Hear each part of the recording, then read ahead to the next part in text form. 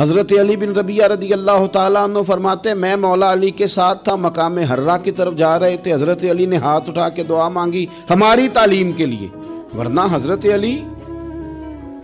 ہم صحابہ کو محفوظ عن الخطا تو مانتے ہیں نا، ہاتھ اٹھا کے کہا اے اللہ ہمارے گناہ بخش دے، تیرے علاوہ کوئی معاف کرنے والا نہیں۔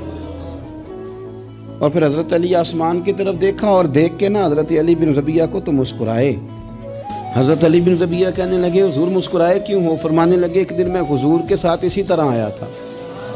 اسی طرح حضور نے دعا فرمائی تھی ہماری تعلیم کے لیے، اور پھر حضور مجھے دیکھ کے مسکرائے تھے اور فرمایا جب کوئی بندہ رب کی بارگاہ میں اس طرح استغفار کرتا ہے تو رب مسکراتا ہے،